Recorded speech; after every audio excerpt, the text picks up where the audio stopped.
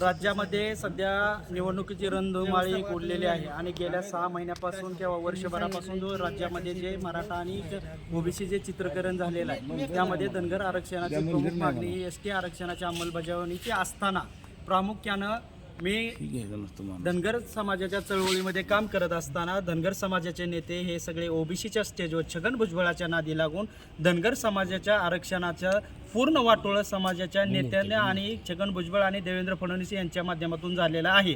कारण हे सर्व नेते धनगर समाज नेते ओबीसीच्या स्टेजवर भुजबळांच्या जातात आणि धनगर एसटी आरक्षणाच्या अंमलबजावणीसाठी तिथं एकत्र असलेले नेते एका धनगरच एसटी बजावणीसाठी एका स्टेजवर येत नाही आहेत. त्यामुळं माझे धनगर समाजाच्या माध्यमातून छगन भुजबळराव यांना अपील आहे की तुम्ही धनगर आरक्षणासाठी तुमची भूमिका जाहीर करावी.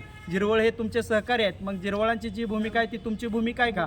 मनोज जरांगे पाटील गेल्या 1 वर्षापासून जाहीर पाठिंबा धनगर आरक्षणाला देत आहेत, परंतु छगन भुजबळ त्याबद्दल ब्रश शब्द बोलत नाही आहेत. छगन भुजबळांनी भूमिका जाहीर करावी, अन्यथा त्यांना धनगर समाजातला एकही तरुण ओबीसी नेता मानणार नाही आहे. आमची भूमिका जो आम्हाला पाठिंबा देईल, आमच्या बरोबर राजकीय जो पायरा करेल, इथून पुढच्या काळामध्ये भविष्यामध्ये आम्ही त्यांच्यासोबत राजकारण समाजकारण करू. लक्ष्मण हाकेचे काय हे पहा, लक्ष्मण हाके जे वडेगोदरीचं पहिलं जे आंदोलन झालं त्या आंदोलनामधली जी दिशा होती आणि दुसरं जे आंदोलन झालं त्या दुसऱ्या आंदोलनामधली दिशा आणि त्यांची भाषा जर तुम्ही बघितली असेल ते पूर्ण भुजबळांच्या स्क्रिप्टवर काम करतायत आणि धनगर आणि मराठा समाजामध्ये वाद लावायचं काम होतं आहे.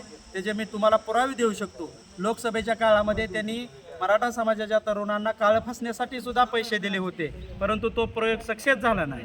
तसंच त्यांनी पॅरलर उमेदवार निंबाळकर भाजपचे यांच्याबरोबरही बैठका केल्या होत्या आणि आज ते भाजपची भाषा बोलतायत, फडणवीसांची भाषा बोलतायत, कुठंतर RSSची भाषा बोलतायत.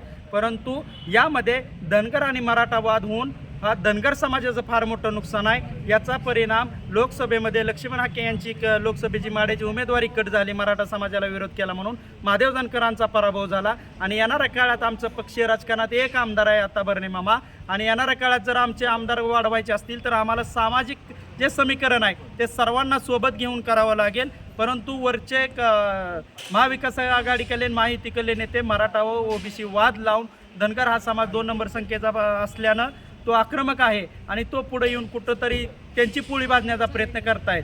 त्यामुळं पण त्याचं सगळ्यात जास्त नुकसान हा धनगर समाजाचं होत आहे. मराठा आणि धनगरमध्ये कोण वादला होता?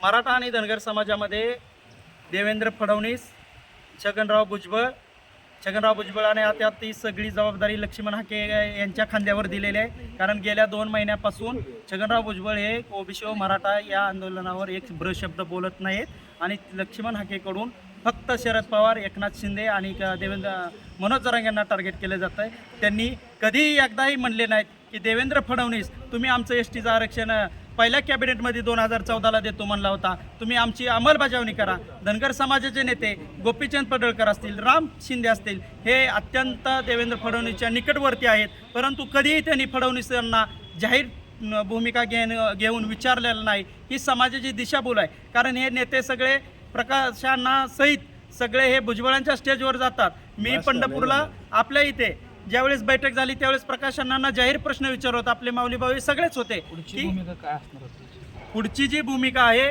ती धनगर समाजाचं आम्ही प्रबोधन मी पूर्ण महाराष्ट्रभर करणार आहे.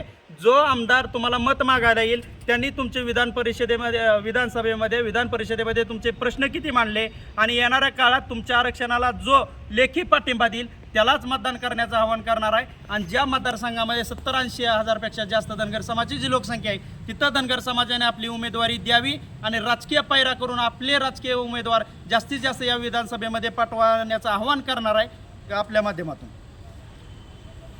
ओके.